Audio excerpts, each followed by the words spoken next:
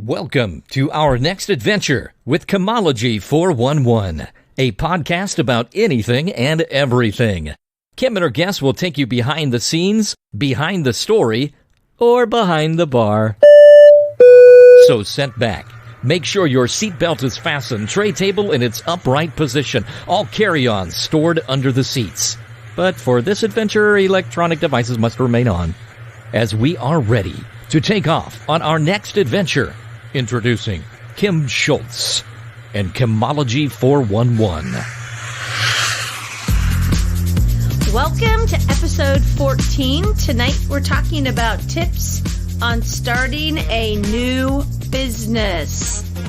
I am Kim Schultz and I am your adventure coordinator for this show. Let's say hi to my co-host Tyson Harley. Hey Tyson. Hey, how's it going, Kim? Oh, it's going well. We are in the new year of 2020 when people are listening to this. By the time yes, we are time traveling right now. Yes, we are time traveling. Because we have not flipped the year just yet. No. Where we are right now. Right. But yet we are speaking to you in 2020. I remember back when it was like, 2000, when the 21st century hits, that'll be so cool. And then it's like a whole fifth of a century past. Yeah, it's like boom. I mean, Y2K, we didn't die. Now it's 2020, which is kind of cool. We were able to switch the numbers after all. Right, we were. It's crazy.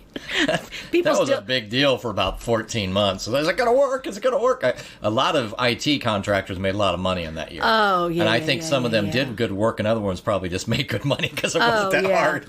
Yeah, and the bottled water people made a lot of good money too because people had storage of water because evidently we weren't going to have water or something. Systems might go down. Everything was going down, but so. This is going to be an interesting one. I said that I didn't research it per se because I would just play the sounding board, right? And the curious but layperson audience member here, right? So and this is my specialty. This is one of my jobs. So anyway, can we do that one thing? Yeah, I think we can. I mean, okay, it was so usually we had so many people that contacted us, and they were just like, "We love it." Yeah, that's not true because magic of podcasts. We haven't taken any time between recording. Right, exactly. We're still on the same night, but I'm sure when they hear this, they're gonna love it. When we come to Tyson, the first thing we do is like, "Hey, Tyson, what's up?" And then I'm like, "Okay, we should call that Tyson's Quick Hits." You know, like Mike Tyson. Yeah, I'm gonna eat your children. There's some famous quote from Mike Tyson where he's trying. This is after he's bitten off Evander's ear, and Evander still kicked his butt. And he's like, "Man, some of these guys are bigger. They're not scared of me anymore." Right. So then he started getting crazy. Instead of just being a good boxer, he had to try to scare him. Right. And he said he was going to eat somebody's children. I can't remember he beat the guy or not. Probably not. Probably not. So anyway, that's where that comes from. Maybe we'll build a liner around it. But anyway, So this is Tyson's Quick Hits. So before we get to the main topic, just a few things. One is that, what was it? Oh, when I was outside the studio, you are not very far from an airport that does have a small military component. Did you hear that? My gosh. Was that, like, when you went outside to put that stuff in the car? Did you hear it in here? Yeah, I was like... They must have been doing some... There's two things it could be. Really low flyovers, but I didn't see anything, but it's kind of overcast. And then two, what it reminded me of, I worked in aviation back in the military, and we would do what you call full power tests. So an engine... That was full power. An engine would be setting on the ground, and you'd just be anchored. If it was in the actual... airplane itself would just be anchored. You need to just sometimes test these at full power once in a while, and they're really, really loud. And it made me think they might be doing like a full power engine test out there where the military component is at the airfield nearby. It was loud. That was the second time I've heard it because the first time I thought I heard before it you were here, and I was like, "What something is like that is a big car out there. Like that's loud." And then when you went outside, it was like so loud. I thought, okay, that's at Forbes Field. We have the 190th refueling out there. So there are some big planes. We've got big planes out there. The 135s. And they fly all the time. So I wondered if you'd heard that. Oh, yeah, I did. And then the other thing was that I heard in the radio, this is some commercial trying to get you to buy things, and they go. And I just love their terminology because I'm fascinated with words and terminology and the way people try to slant things. They go, if you've got a credit bump, if you got a bump in your credit, I'm like, a bump? A bump? Just a little bump. Just a little boop. Little boop. Little boop. Boop. Boop. Good credit boop. So I just love how they're like, no, it'll be no problem. No. You know, it's like, you know, oh, you don't have your car anymore because you made 0 payments in 24 months? That's just a credit bump. It's just a bump. Anyway, I just thought it was a fairly local commercial. It may have been a Kansas City one. That's hilarious. I like that they're, oh, don't worry. Just come on in. And then it'll be like, no, dude. Yeah, no. Not even close. That's not a bump. It's like a mountain. Yeah, I was going to say, that's the mountain. So that was Quick Hit number 2. He punched. He literally was punching. We should videotape this because you're a dork. Thank you. Thank you so much. Thank you for your support. And then a few episodes ago now, or is it that we split it into 2, so it's only 2 episodes ago, we talked about positivity. Mm-hmm. And part of that component was don't be fake about it. But also even the power of the smile, and then even the positivity of at least trying to get yourself not to be in the rut of negativity. Right. Despite what the situation is around you. That's Try to get out of that habit. And to that end, I was watching, well, not really to that end. I just happened to understand that it overlapped. And I thought you guys might be interested in this. I watched Netflix, but I've given them a lot of money over the years, considering sometimes I won't open up the thing for 2 months. I and use then it. I'll binge.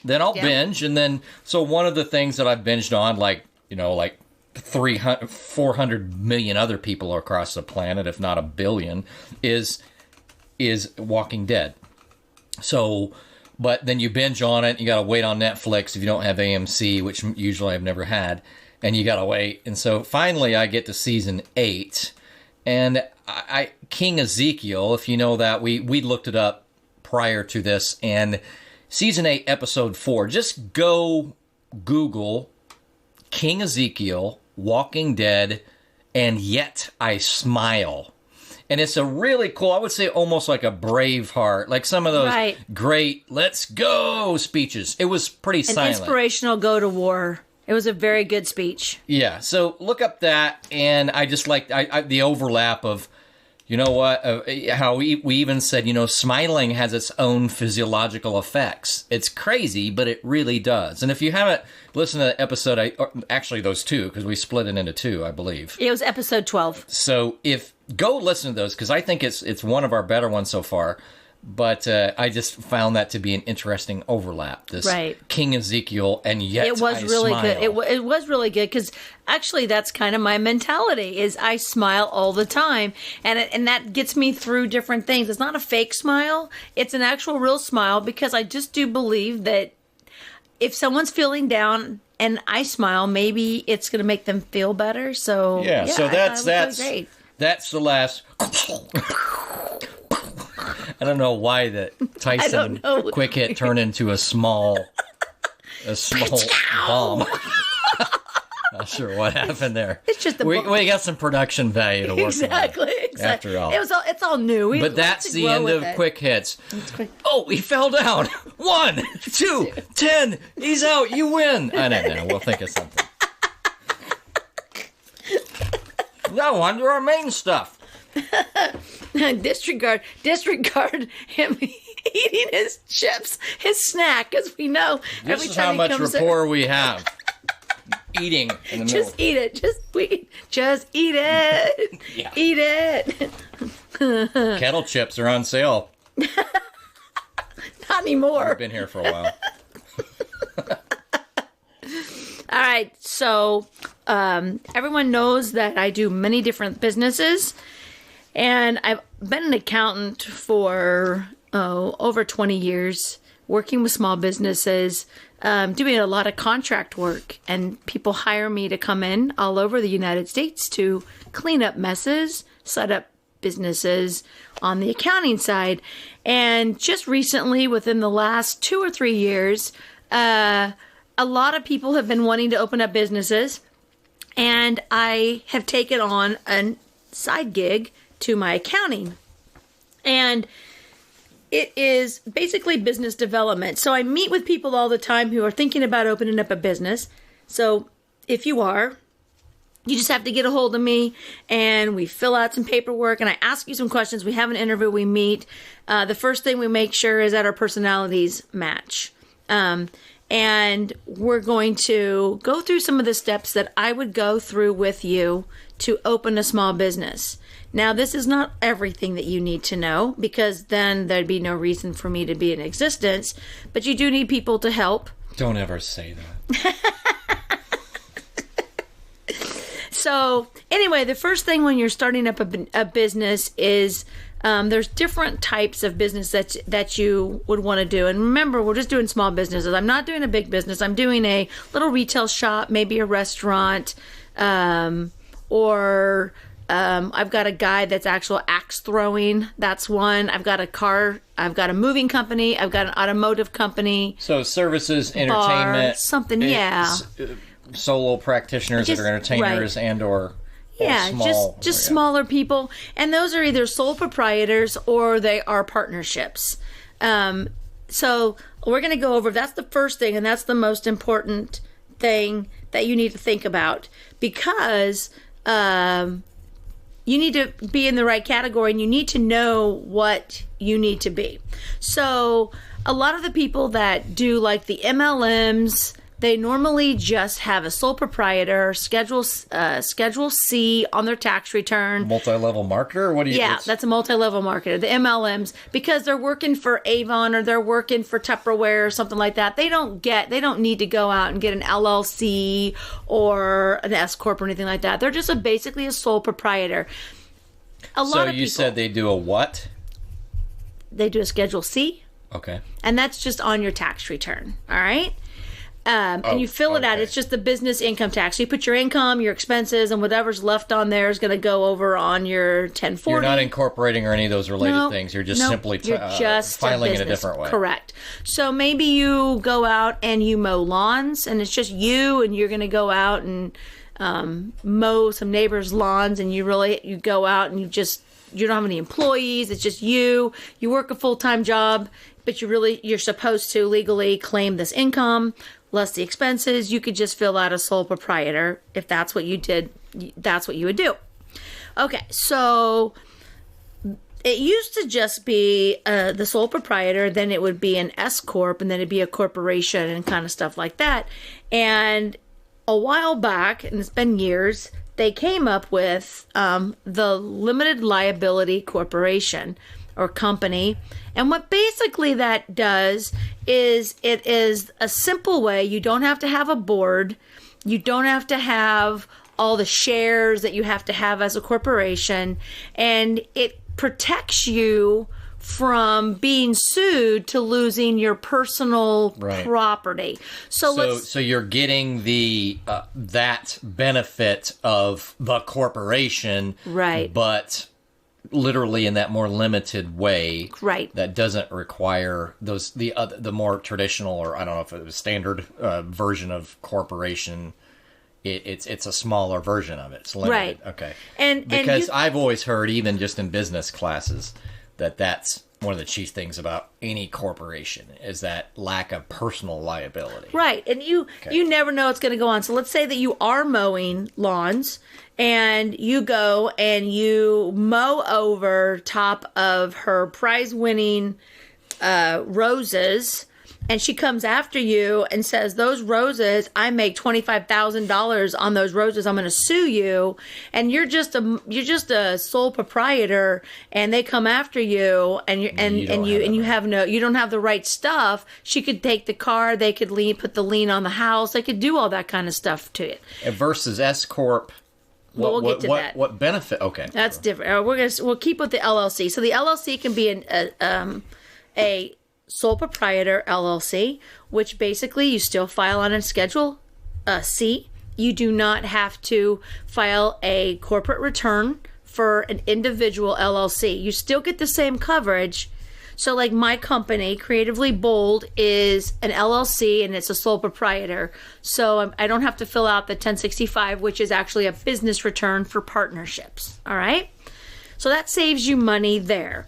So in the state of Kansas, you go to the Secretary of State and you register your business. And currently, due to the new Secretary of State, they've added some fees. So it's like $166. You basically takes you a few minutes to do. Now, you're talking even for the sole proprietor? For the LLC. Yeah, LLC is the same. It doesn't matter what you're doing. To get the LLC, you have to pay. And then we have annual, we have to pay like $50 or something annually to renew it. If you're in like Missouri, that's different. It's a different cost to do it. I don't think there's an annual fee to keep it.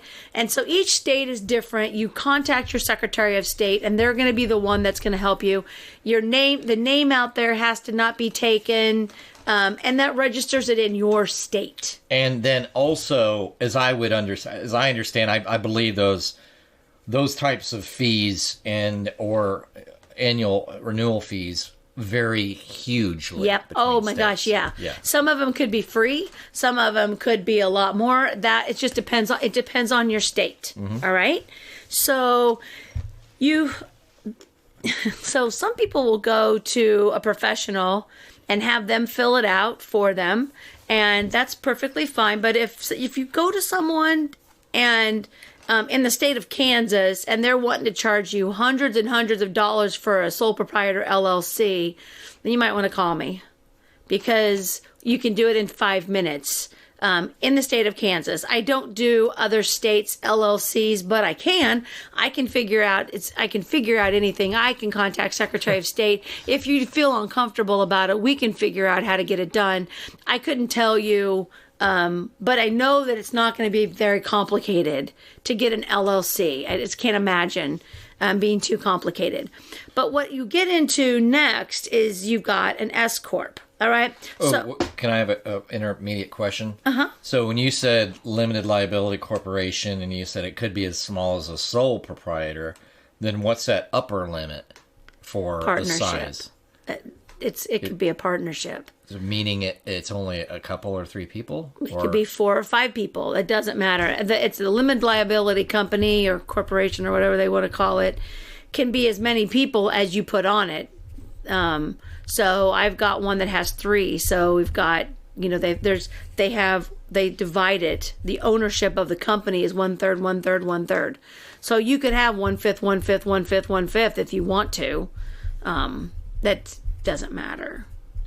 Okay, so when you're talking about this set of smaller businesses, like you're trying to say as a context today, mm-hmm. for the most part, that should cover most of these scenarios you're talking about. Right. Okay. Right. So with an LLC in the state of Kansas, and like I said, I'm not familiar with other states to be able to speak about it, and it's probably everywhere, but in the state of Kansas, an LLC, when you pay yourself on a payroll part, you don't have to pay unemployment, because you can't get unemployment. You're not going to get unemployment on your own LLC.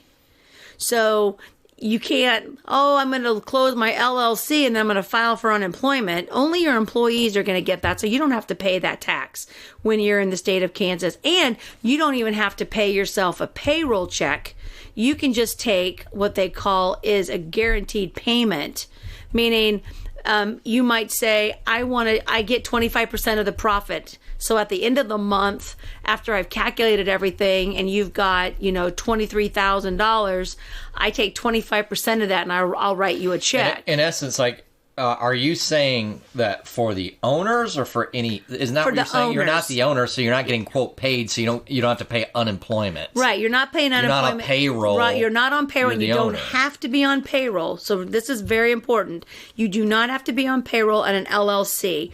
You are liable to pay your own taxes on your money through your own money. So you would have to set up estimated tax payments through the IRS, through the state, send in money quarterly, because you're going to be paying money on the profit of the business. So when you say no payroll, you're saying therefore usually taxes are taken out of payroll. So you're going to have to you're going to have to make up for that, because usually they see that people are putting in whatever once a 2 weeks. Or right. And so how long until they start going, where's your stuff? Is it like immediately? Like if you're not keeping up with it separately? Well, you're paying all the employee stuff, so that's nobody cares. The employee stuff has to be paid, so you're paying that monthly.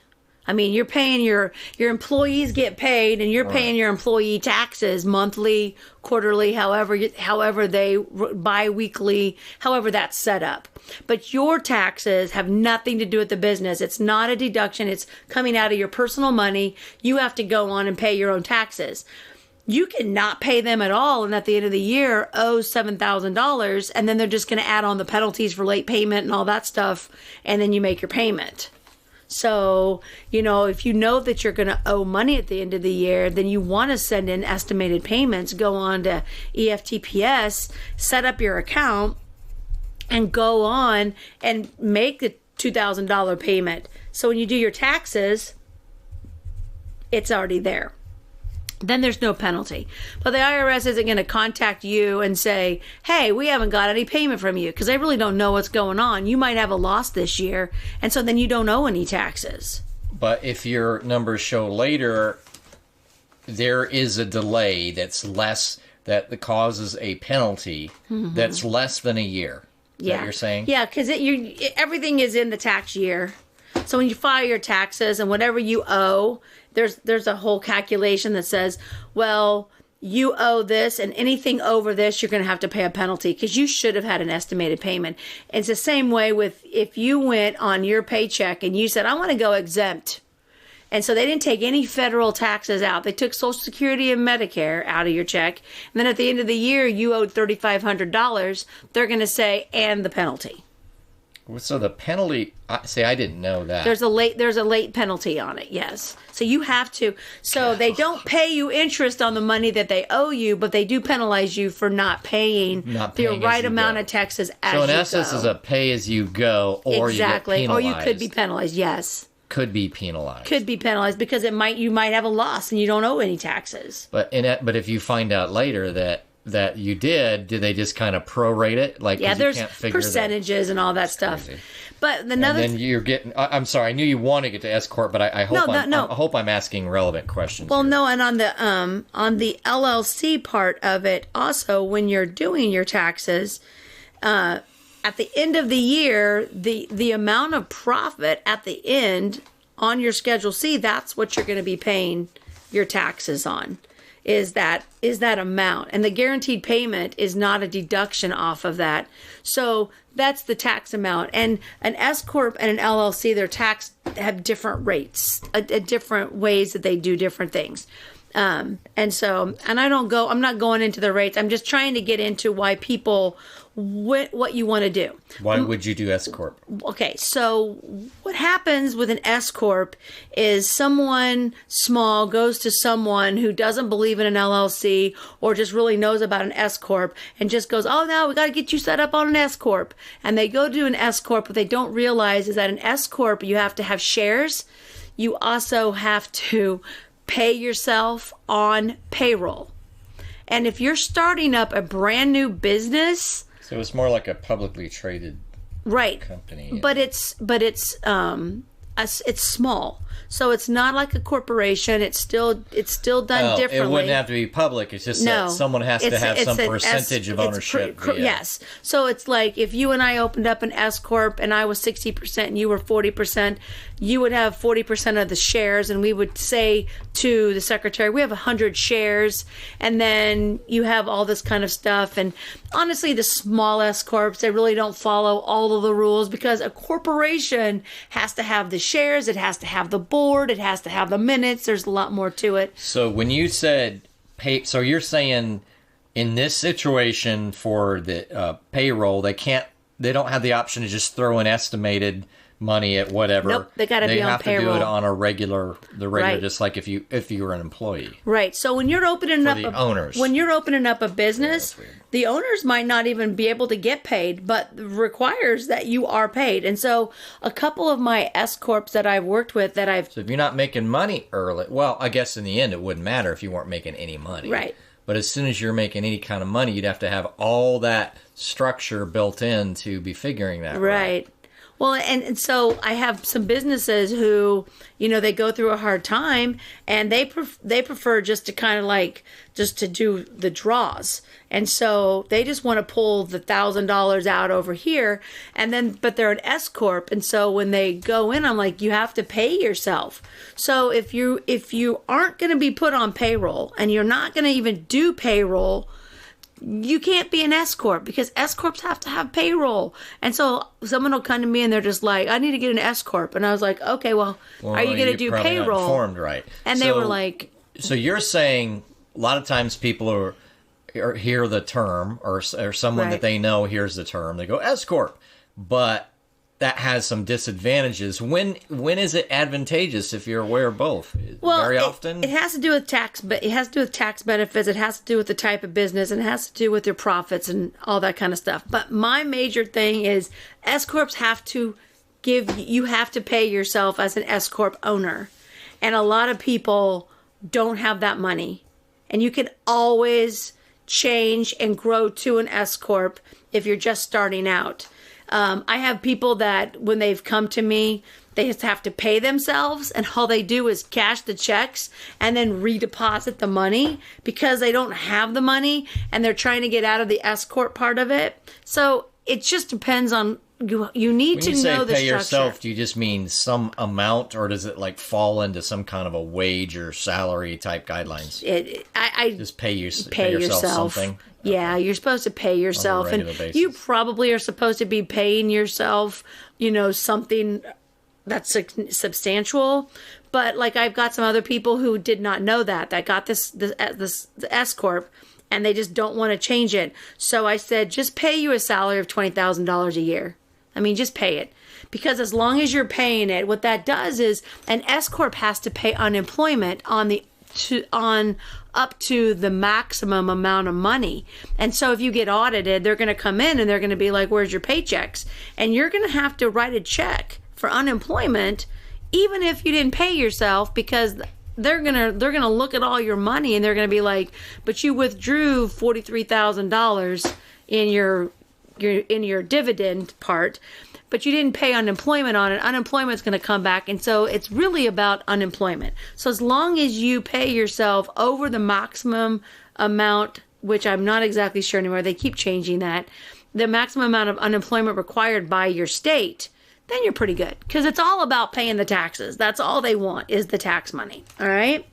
So the first thing is figuring out what you are going to be, a sole proprietor, LLC, or an S corp, and the other ones are just way too big. You're saying sometimes then what's really logical, and what maybe people are getting at, is that LLC might be your best start, and then later on, once you know you need or can or need to do, it makes more sense because you're larger.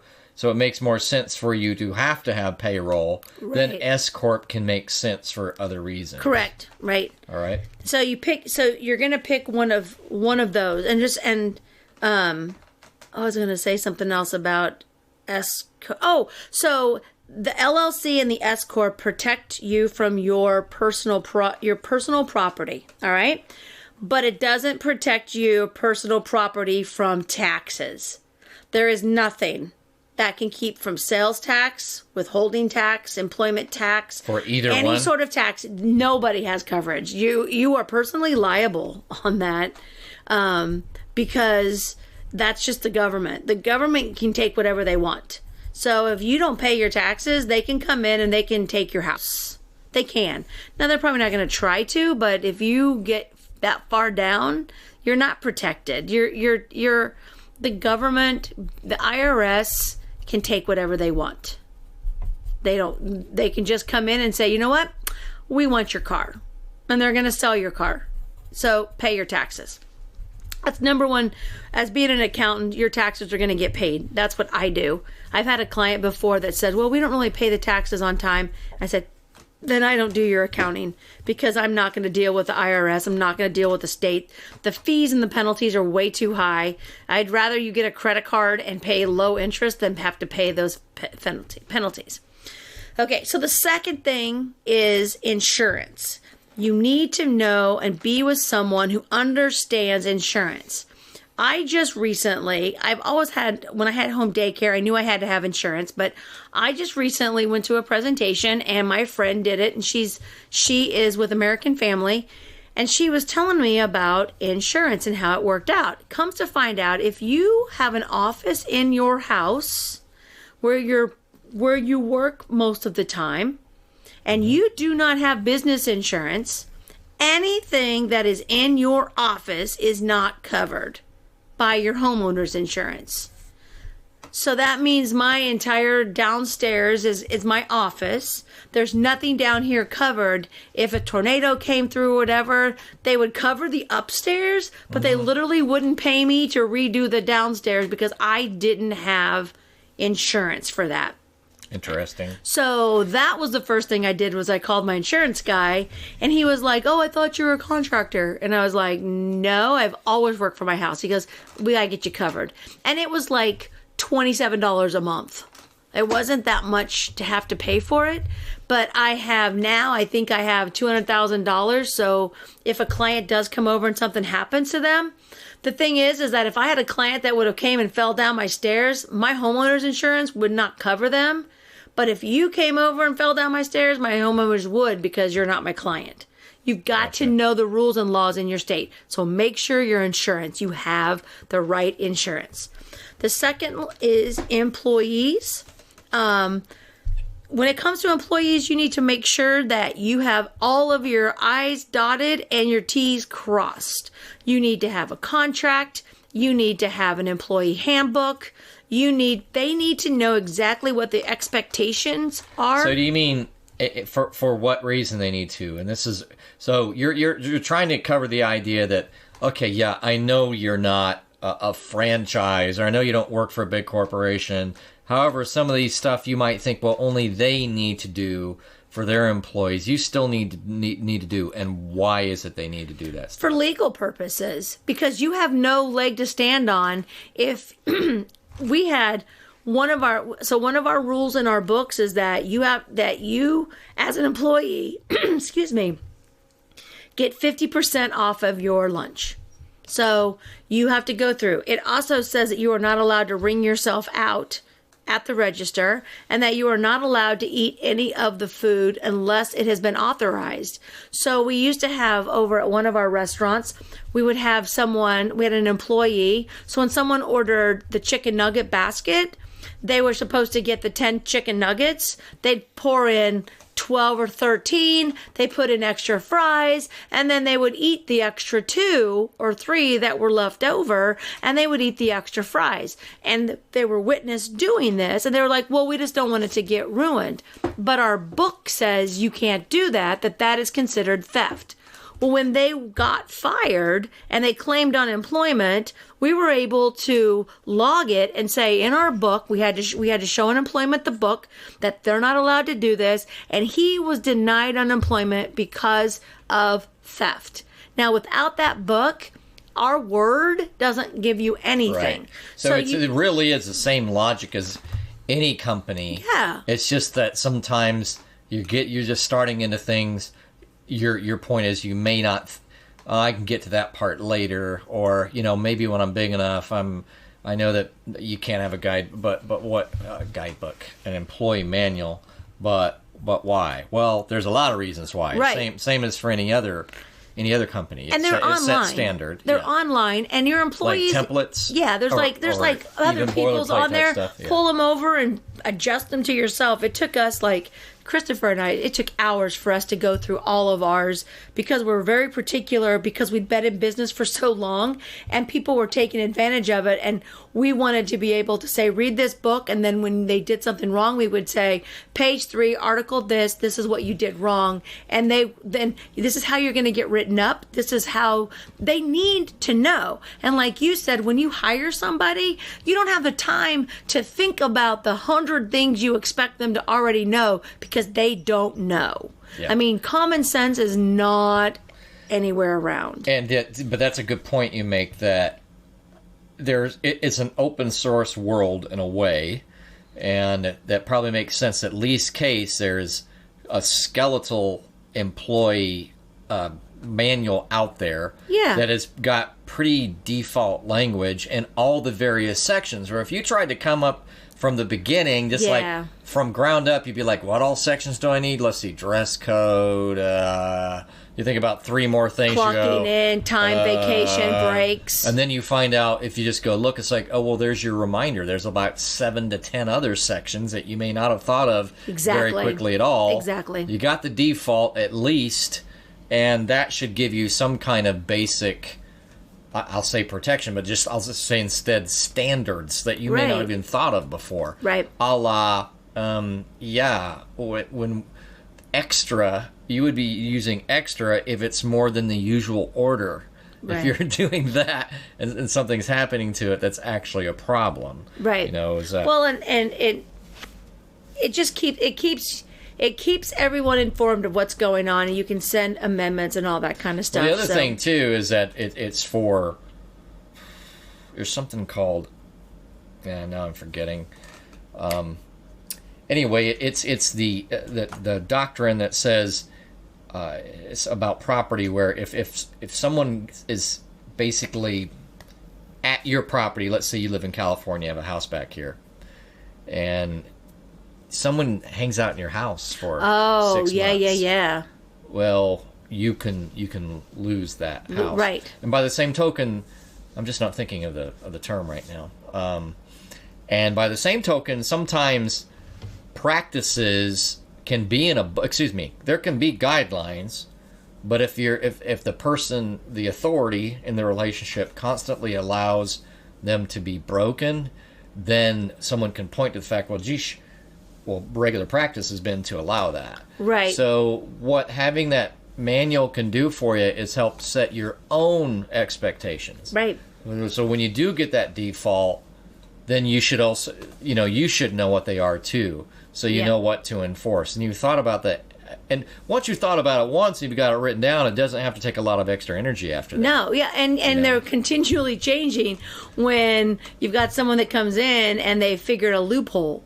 Because they're like, oh, well, it didn't say exactly this. Oh, it does now. So you have to change it. I mean, you're constantly, when you first start a business, you're constantly going to learn what you honestly think no employee would ever do. They're going to do it. It's like literally, you cannot have sex on the property. Those are like, you think that's never going to happen. Oh, please. Please. Please. Was on the property mean on the floor? Yeah, we were on the what counters. part? Yeah, we were upstairs. Is that part of the property?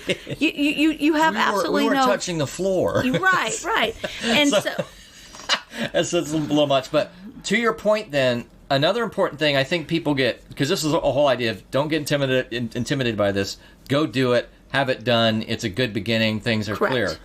But one thing that I feel like people do once documentation is involved, they get intimidated by that if that's not their specialty. Right. And always remember, iterative improvement is what I call. Like, if you have your default document, you think, hey, it's great, it's all done. You know what? You can change that anytime you want. Whether that's with 5 words, you don't have to think that, okay, now we got to redo the... No, just add to it. They're called addendums because you just rewrite it and then you give it to all your employees and they all sign it and you're like, and it's done and it's now Word.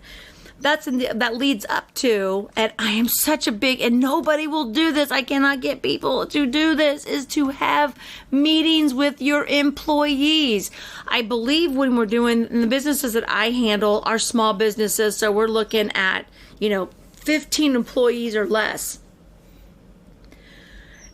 If you don't treat them like they're professionals and give them, as opposed to just come in, do your job and leave, and you don't build that reputation with them, and you don't make them feel like they have a say, or you're not telling them what they're doing wrong, and all you're doing is getting in a bad mood because they're not doing what you think they should be doing, but you're not communicating, you're setting yourself up for failure. So you need to be able to sit down and come up with a meeting time where everybody comes together, whether it's just for 30 minutes, and it could be when the place is closed. Pay them, and I tell you that investment on that hour that you pay them to sit, if it's a good hour and it's a good meeting, will come back threefold. It'll keep your employees. They're going to want to do more because you are respecting them. That is one thing that small business owners do not do. That's a giant mistake, because what happens is a lot of small business owners will be experts in their field, but they may not be communicators per se. But you can't expect them to read minds. No. So you talked about the employee manual, which is more like kind of personnel type stuff. Right. But it's not like, guys, this is not how we make this dish. I see some of you guys, I appreciate it. You wouldn't have known. But right. And then, a month later, you go, I remember that one deal we talked about. Good job mostly, but I've seen some of you do it this way. Let's tighten that up. So if people don't have like a communication background, you need to get it, even just a little. Like, this stuff, so don't be intimidated by the idea, I haven't been to Toastmasters, or, you're not a public speaker. No. You're just the leader. You know what needs to be done, and you want everybody else to know what needs to be done. And you can, and if you can sit down with the person that you're most passionate, who you most want to talk to about the passion that is your business, whether it's your partner, whether it's your buddy, whether it's somebody else, then you can do that with everybody else. Right. It's a small group. You are in charge of them. Guess what? They have to listen. And you're just stressed out. Like, calling me or calling somebody else and complaining about what someone at your business is doing doesn't fix the problem if they don't understand. And then you having an attitude. Like, a lot of people just kind of like, I'm just not going to talk to him. Oh, okay, well, that's mature. That's really good. That's going to happen. This reminds me of a holiday thing that cracks me up, but it's the same. You're going to see the overlap. I swear there's an overlap here. So you hear all these commercials this time of year. It drives me crazy as a former commercial writer. So-and-so Hobbies would like to wish. So somebody, it's like, hey... This is your chance. Right. You don't have to. Just the wording. Follow me. Would like to. Here's your commercial. You're voicing it right now. Right. Why don't you just wish him right now instead of still wanting to wish? I'm thinking about it. This is your chance. It's your opportunity. Joe and me Hobbies wishes you. Would like to. So, but we're not going to. But by the same token, then this idea that, boy, I sure wish they would understand how to do this right. Yeah. You got control over that, buddy. Right.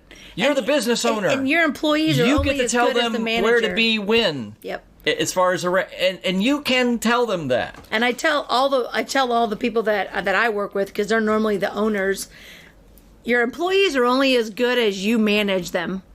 They can't be any better than that.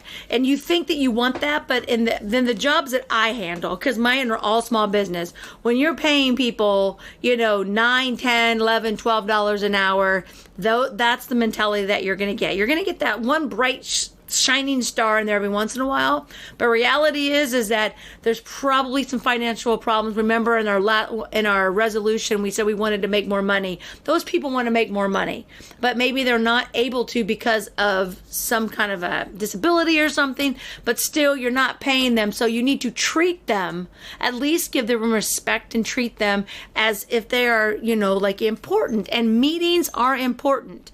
They are sit down. It's employee evaluations are important. I have a 10. And not only that, but to your point of employee evaluations, if you're meeting them once in a while, it's not this big surprise. Like, they thought they were doing okay, right? And all of a sudden they find out later that they get the vibe when they finally do see you that practical hate is steaming off of you, and they didn't know that for the last 3 months, and all of a sudden they find that out. Well, and I have an employee evaluation that I do, and it has 10 questions on it.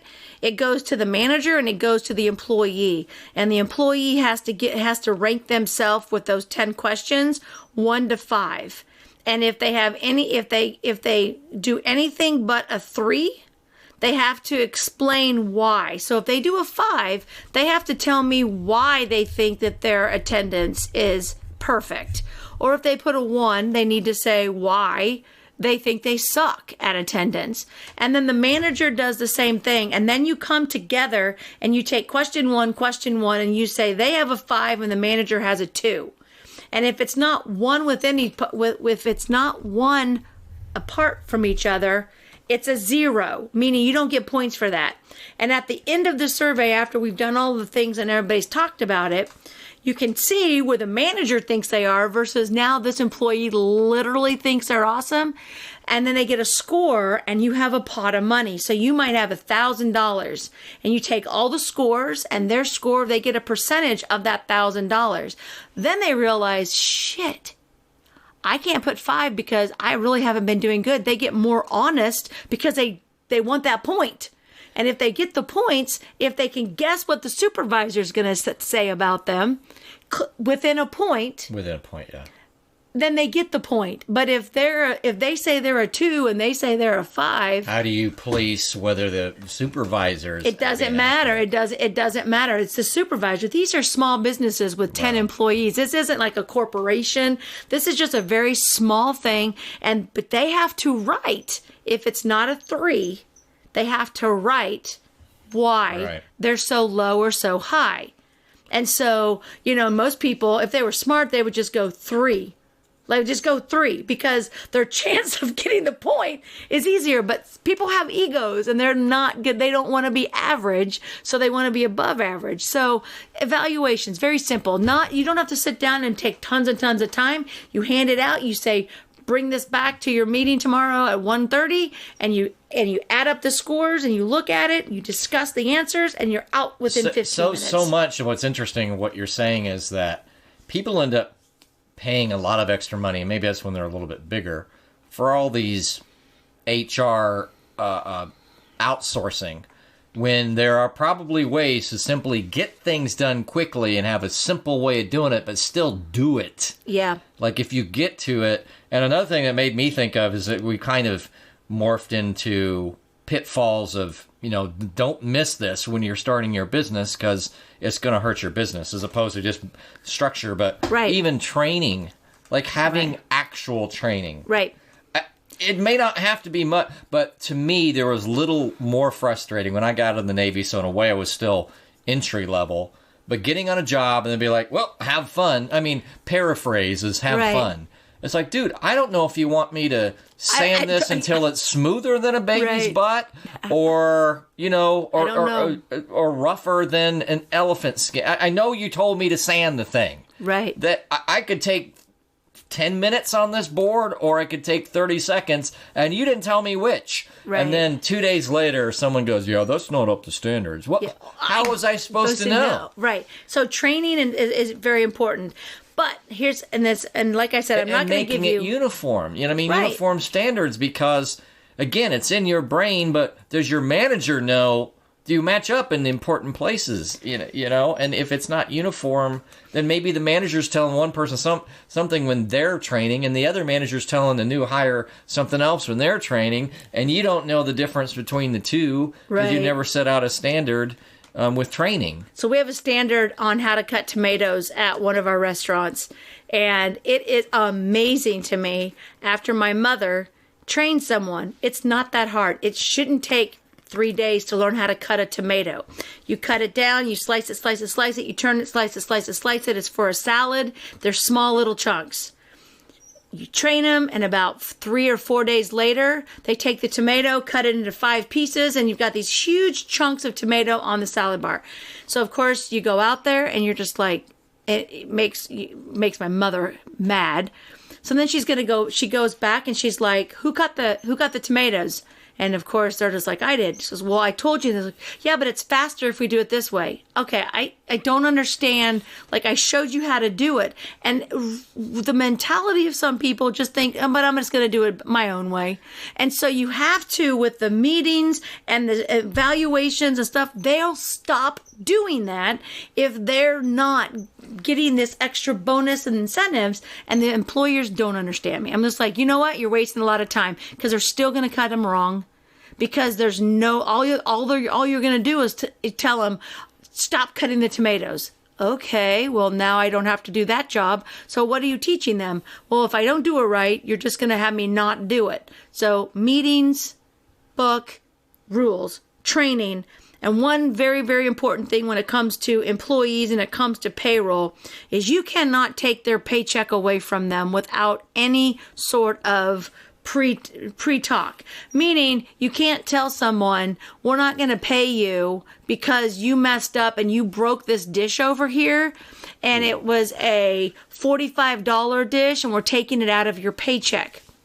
You cannot do that. That is not legal. You can't hold back their paycheck. If like small businesses... Which it sounds to me like some people, well, why would you ever think you could? But you got to remember, people are trying to get in on making their first profit. So maybe they are thinking... Right. I mean, they got their money out. But what you have to do is... So we have someone that says, I can't make my rent, and so I need $100. And so we give them $100, and you have to literally sign a contract that says you can take $100 out for this. We have to write everything out. They have to sign it, and they have to submit it. And then I can pull it out. I can take the advance, show that we gave the money and that we paid the money back. We can do that, but they have to sign it. So when your example of, let's say you said, you can't take you'd have to have a discussion. Right. So are you just talking about the general, I don't want to say discipline because that's not quite right, but where you have to document steps. Right. Could you ever say, okay, you broke a $45 dish, I want to write you up on that. You can write it, and that if it's in the employee handbook, that says if you break things or you destroy things or whatever, you are financially responsible. You go to them and you just say, you have to pay me that $45. And then they say, well, just take it out of my paycheck. You hand them a piece of paper, you write it down, and you write the story down, and then you have them sign it. It's just for the fact that they go to someone and go, they took this money out of my check, and you told me to. You can do that. That's legal with, they know what you're taking out. You're taking out uniforms. You're taking out that. So if you have a uniform that they're going to wear, they have to sign a piece of paper that says, yes, you may take the uniform cost out of my paycheck. If that's legal in the state. A lot of states, it's not legal. You have to know your legalities in that. But if whatever's legal, they have to sign. They have to sign for anything coming out of that paycheck. So that break dish example was really, you can do it immediately, but if it's in your guidebook, if there's already a standard. Right. And otherwise you can't just go, by the way.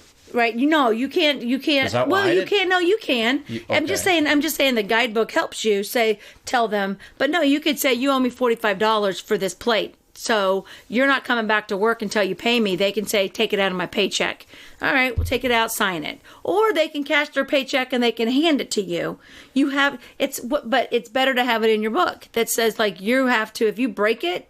I mean, if you have an employee, I thought you were saying it's illegal. No, it's illegal just to take it out because it's in your handbook. They still have to sign a piece of paper. Oh, I was just saying, take it out. Like you're getting $9.50. No, you're getting $9.05. We just took the 45 out. We took the 40. You can't do that. You've got to have even though it's in the handbook. Let's say that you work in a priceless glass thing, and you go over and they see you on there, and you just pushed it over and you broke it, and they could say, you're liable to pay for it. You still have to notify them, and they need to sign it for yourself. Don't mess with people's paychecks. That's just period. You don't want to do that. Okay, so a couple more things before we go to commercial. An FEIN number, really quick. A lot of people tell you not to get one. Nowadays, you do not want people having your Social Security number. So if you Is are... that just federal identification number? Federal identification number. If you are mowing lawns and you get a corporate account, that corporate account's going to ask you for a W-9. On that W-9, they're going to give you a 1099 at the end of the year that shows how much money they paid you. On the W-9, they're going to require you to put your FEIN number, which is your federal identification number, employer identification number, or they're going to have to put your Social Security number. I will never put my Social Security number on any form, so I have an FEIN number. And then when I file my taxes on my Schedule C, I use my FEIN number on that shows the government that I actually do have my business.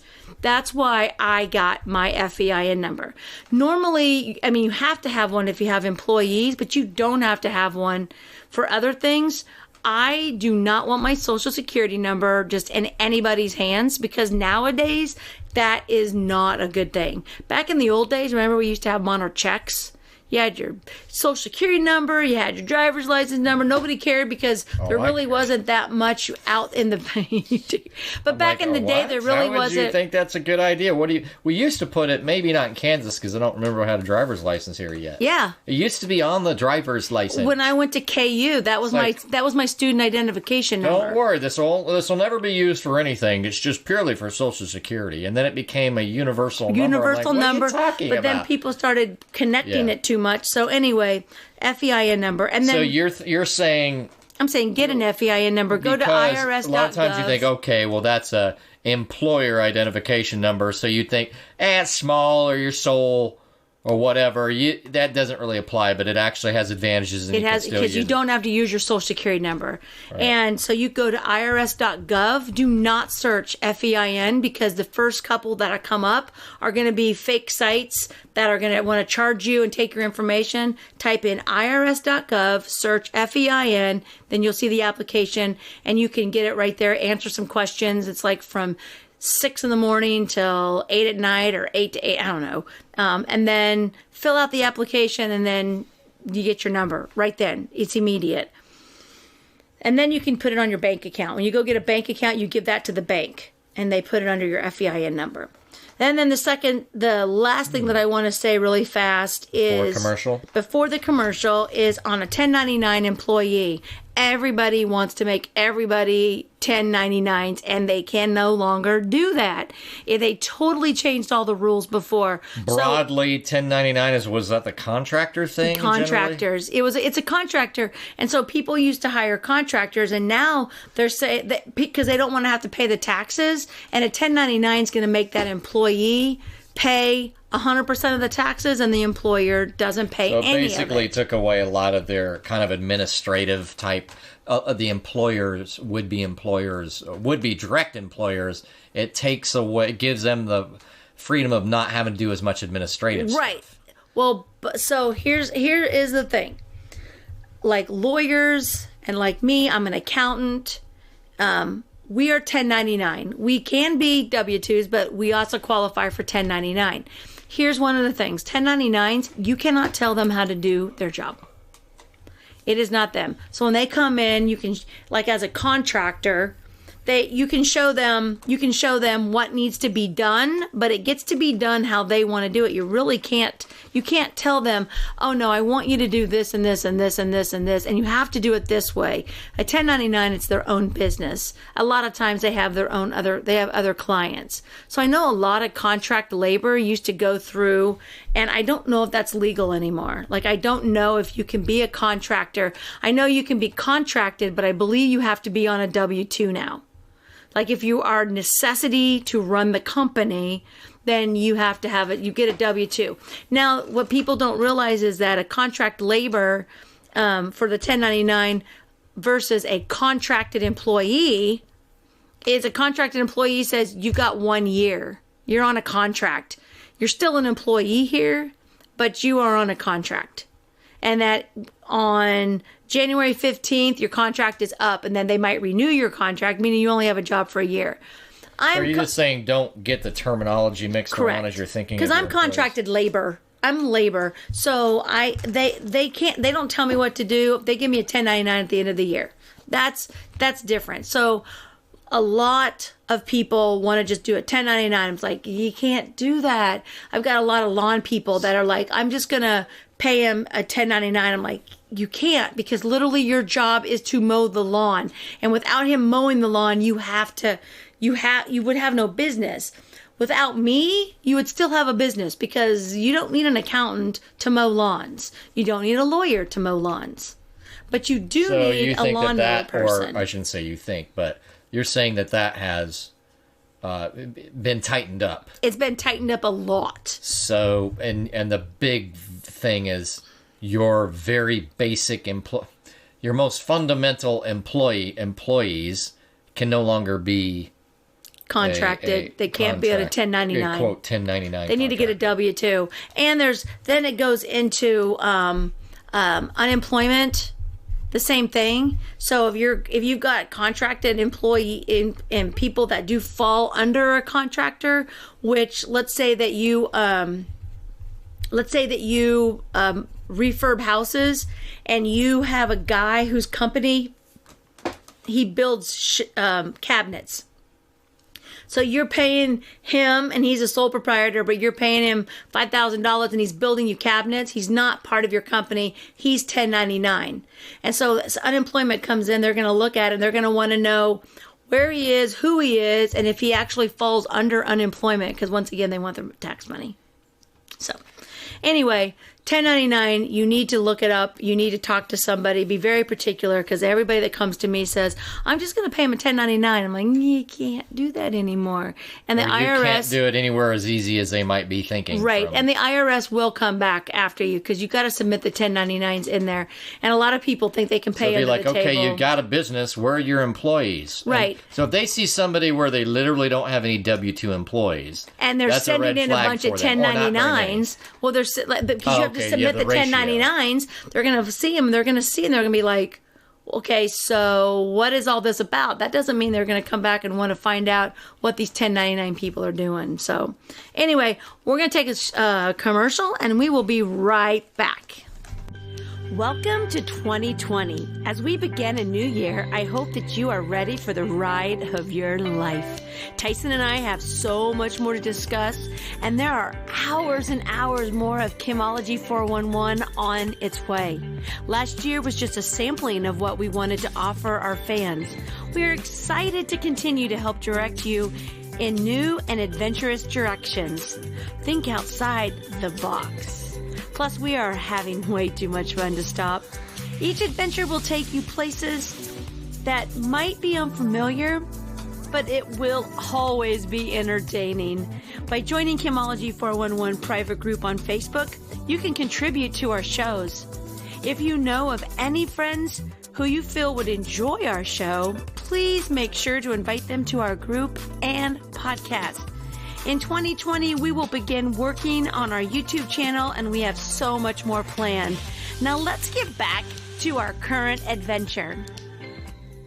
All right, everyone, welcome back. We are going to continue our conversation on starting a business.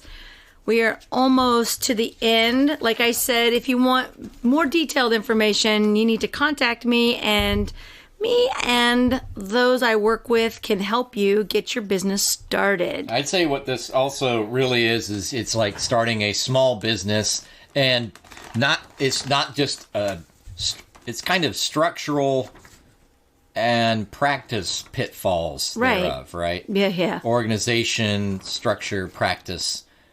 Just cautions and pitfalls to avoid. Well, and it's very easy because you're like, oh my gosh, I make the best cheesecake. I'm going to open up a restaurant, and I'm going to do this, and I'm going to do that. And really, you need to go talk to a business coach. You need to talk to someone that business developed, whether it's at the university, whether there's something in your community.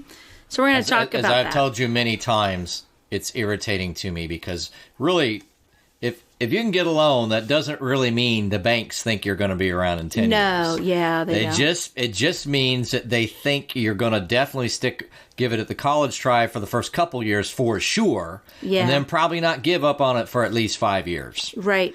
And we just had a local one that was pretty big. I don't know if you saw that restaurant, the Pizza Pub. Right.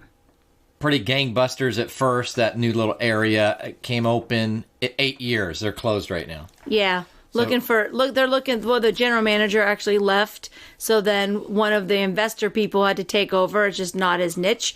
And so they're like, somebody needs to take this over. It's a perfectly good restaurant. But it's smart when you're done, you need to be done because it's just going to get worse. What percentage of the loan do you think they paid? I know that's an aside. I don't know if there was a loan.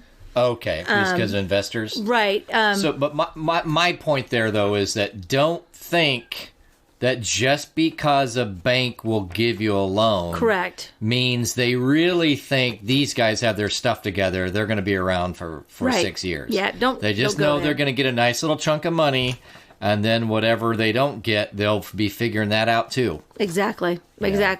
So to wrap this up, we're going to go over things that a business owner needs to know to be successful. This is not the complete list because I can't give out all the magic, but these are things just to start thinking about.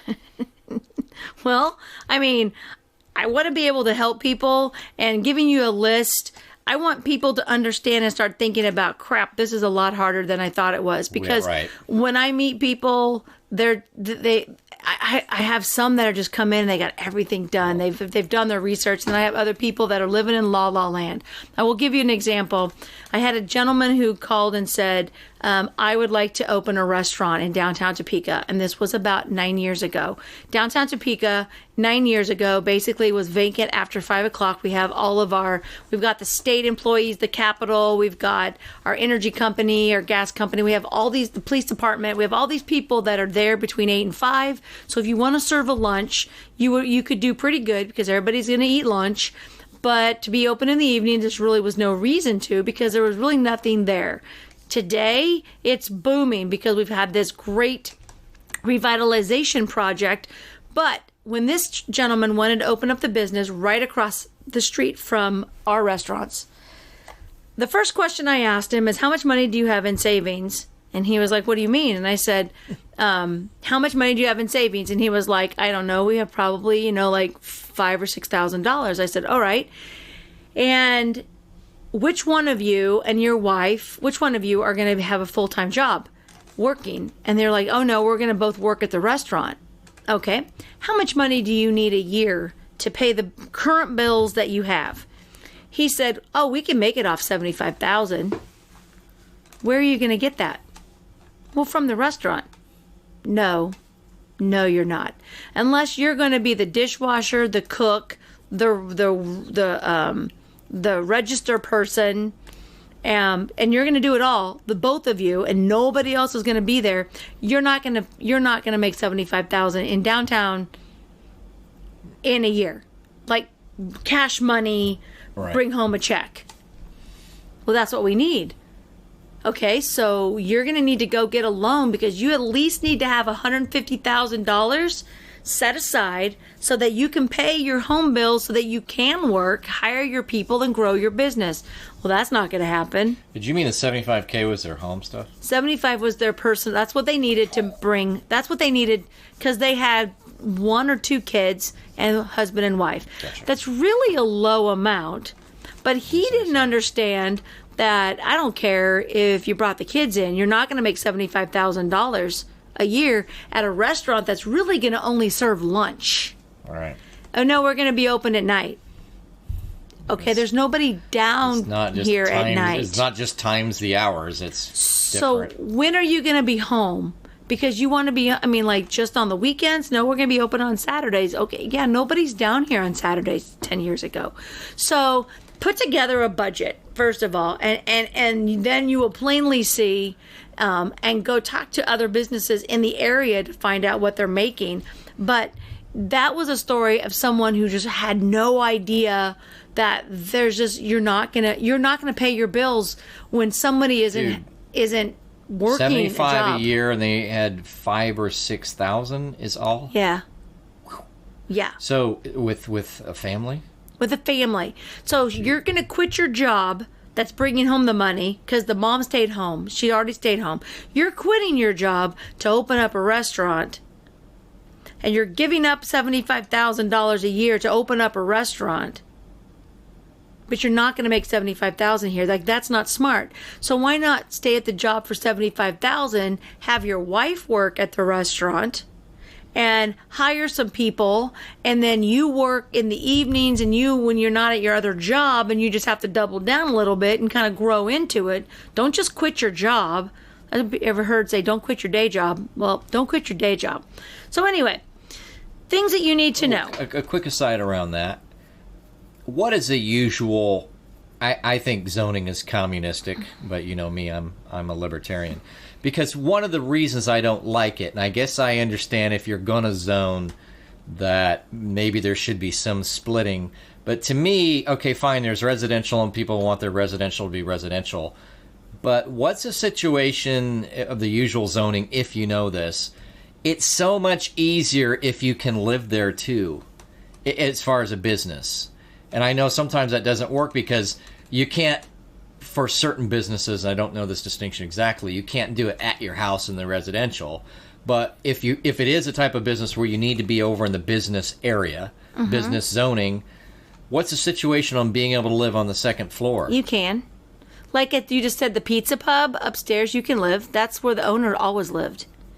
Okay. So there's different things. So like that second level. So like in some areas, it'll say that the ground level can only be this particular, and it can only be a business. But the up above part, then that's all like downtown. You could rent it, that's or all. You could live that's there. all residential upstairs, and almost all of those downtown. But you can't live down. You can't live on the bottom. So that's floor. what we lose a little bit. I know this is an aside, but with businesses, companies getting more and more centralized and corporatized, and less mom and pop, is that people who do then try to start their own businesses, or it's I'm not quite saying that right, but it was less about profits and more about listen, I'm living here, so much of my costs are down, right? Because let's say they own it already, or whatever. Like my brother like owns an old time our inn, building. like an old time inn, Right. That's how I'm talking way back, right? Like, well, nobody cares about it definitely being the money wouldn't be right then, but definitely be $55 a night because that's what corporate needs, and that's the rate. The person lives there. They've got low overhead. So I've always wondered about that. It seems like it would be simpler to start a business if you're living there also, and it's not just all new costs besides your house in another part of town. So like our business that we have, our building is zoned downstairs is residential, and then the ground level our business, and then we are business upstairs as well. So if we wanted to make the upstairs where someone wanted to live up there, we would have to rezone it legally. I mean, if somebody lived up there, nobody would really know, but it's not really meant to live up there. I mean, there's no shower, there's no nothing up there to live. It's literally office space. Right. So it's been zoned that way. But a lot of the other businesses, everybody lives upstairs. Of their usually business. They can do that. Yeah, definitely. Right. Sorry for the aside, but I was just thinking of affordability. Yeah. So anyway, the first thing is to have a business plan. The second thing is be realistic. Just be realistic. People are like, oh no, I'm going to do... No, be realistic. Know the trends in the area, what's going on, know the traffic. Corporate people don't come into a community without doing traffic studies, population studies. That's why you don't get certain restaurants and businesses in your area, because they're like, yeah, we would fail in a heartbeat. Take that as some advice. Like my examples, there's two examples. Actually, they've both done okay lately. But sometimes you see a location, go, that location's probably great. And then you realize, no, that's visually you can see it, but it's really on an island. Right. It's like, yeah, you can see Alcatraz from San Francisco, but that doesn't mean you can get there easy. Right. And there are some, I would say this is not a great example because people listening won't know, but so I'll describe it too. We've got a very popular intersection, and there's a building that is within 150 feet of the intersection, literally.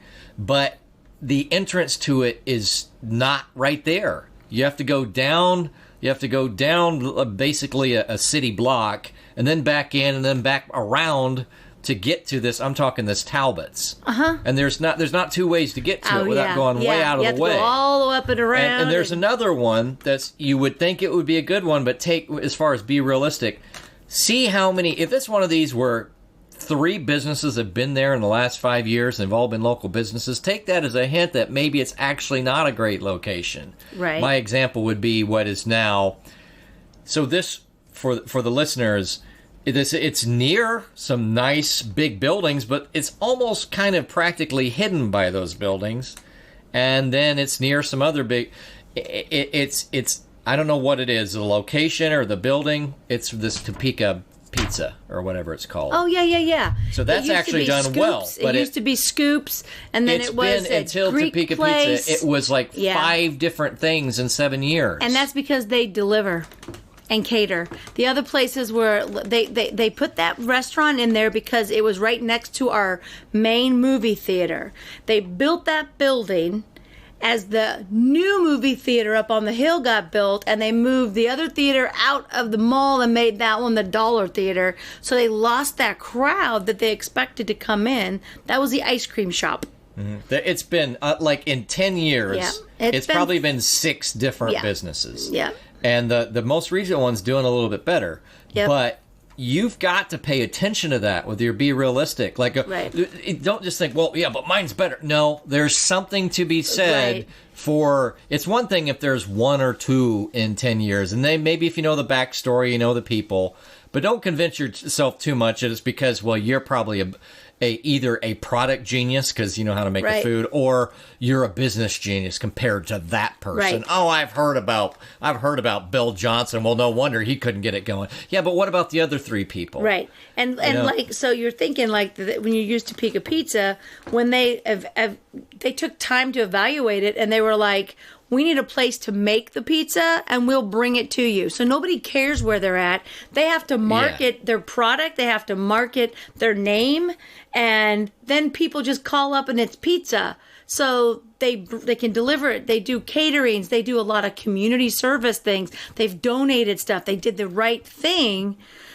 Because probably the owners probably have a little bit more money than the previous owners to actually market what they do. Yeah, exactly. Because the be realistic part of it is also realizing a location by itself is not enough. No. You'd have to have the best location ever. And then even then, it's really not enough. Right, exactly. You'd have to be a franchise, even the best location, because that location is right behind a Kohl's and a Barnes & Noble right near it, along a pretty busy street now. Yeah, and it goes to Menards and Lowe's. And Lowe's, Yep. and it's a fairly busy street. So if you're not being realistic, it's also near the mall. So you think, well, that's a lot of traffic. We've got a great product. We can do this. Well, think of all those trends, including historical trends. Exactly. You know? So be realistic, and then remember I said have a savings account or a spouse that works. That works better. Like, don't just jump into something and give up all of your jobs unless you have a savings account or you have some money coming in someplace Sugar else. daddy. Exactly. Sugar daddy. I'm looking for a sugar daddy. Not a sweet and low daddy. I've had them. Sweet and low. Just a bad substitute for sugar daddy? Exactly. Poisonous? Exactly. A cancerous bad substitute for sugar? Well, it's just not very rich. All right. Have your own. So read all your leases and your contracts. Ask questions and understand. Do not think, well, everybody else signs these contracts, so it's okay. You know, you need to understand. So, like, we have an ice maker. We need to understand the ice maker.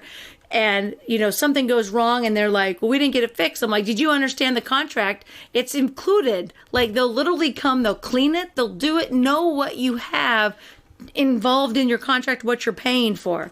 But then also have your own contracts. If you have a business and you're dealing with people, you need to have a contract with them and understanding. It could be a page, it could be 20 pages. But when you're dealing with different clients and when there's different details that have to be included, you need to make sure that you have that contract for them to sign, whether it's like for marketing or if I'm going to mow your lawn.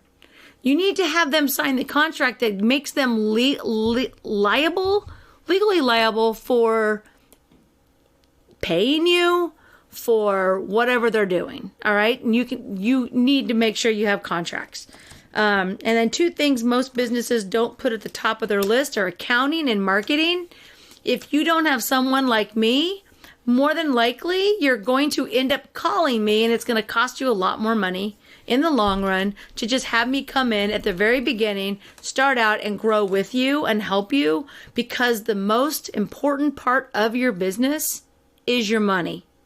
And then marketing. Most people don't think they need to be marketing. Oh, I'm just going to get a Facebook page and I'm just going to put that out there and everybody's going to come in there and I'm going to have a good product, and word of mouth is just going to bring them in because that's what everybody tells me, and that's not going to happen. Everybody relies on word of mouth. So I don't know how people, honestly, I don't know how people ever have any faith that they're going to be able to somehow get enough market share versus all of the other voices. I don't know how they do it. Right. I honestly don't. Yeah. It's like, yeah, everybody's trying to be a real estate agent. Right. Where do you get yours? I don't understand it. Yeah. It's just crazy to me. So it's very important. Without a lot of money and a lot of marketing, I don't know how people do it. Right. Accounting and marketing. And marketing is always needed. And I say that because you still see McDonald's commercials everywhere, and everyone knows McDonald's.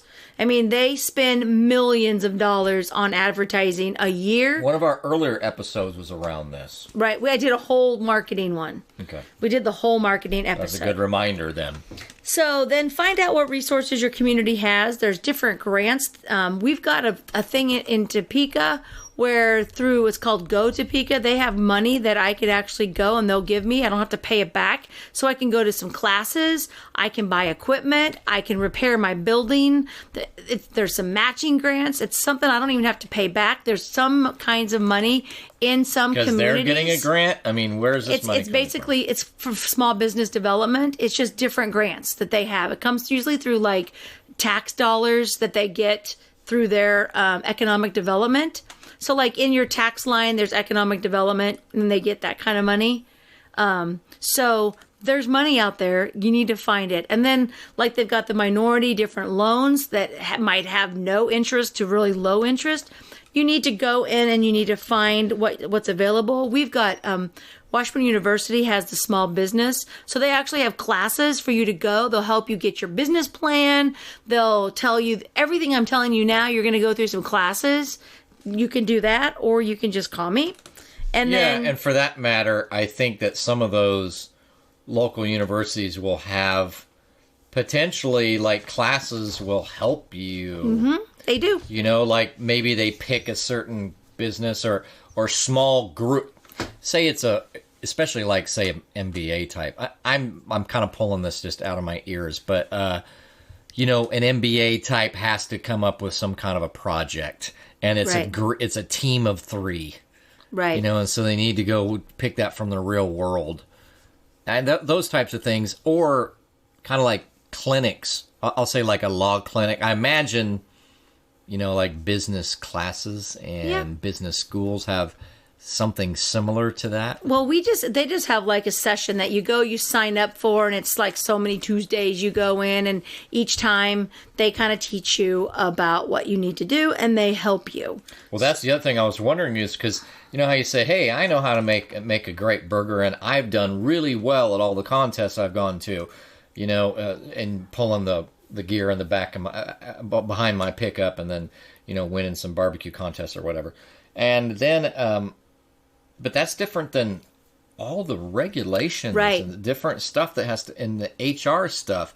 How do you learn that quickly? Right. And who tells you? That's the biggest flop of the business is, like I said, it's like, man, I've got the best widget in the world. That's great. You know how to make the widget. That's beautiful, but do you know how to run a business? Do you have that kind of personality? Do you understand all the costs, the insurance, the employees, all the different costs that come with it? Because I know people that have they have a business that they do out of their home and they want to move it to a storefront. And I'm looking at them and I'm thinking, okay, so right now you're making $40,000 a year on your business. You're going to take that business which you're doing And as much as you subtract a lot possibly from can. 40. Are you going to hire more people? What volume more can you possibly do to take out that 40% overhead to make 40,000? You're going to have to either double, if not triple, what you're making to even pay to make the same amount of money. Yeah, and that's where I think people can. They're like your example of 75,000, only had 6,000, and he's like, I just want to quit. I think the guy wanted to quit his job. Right. Okay, but so what happens is that people can be in a rut in life, and something that they've used as kind of the side hustle that they enjoy. It's like now it's time to make a decision. They're not necessarily being realistic. And somebody tells them, hey, you can probably make a lot of money at this if you went full time.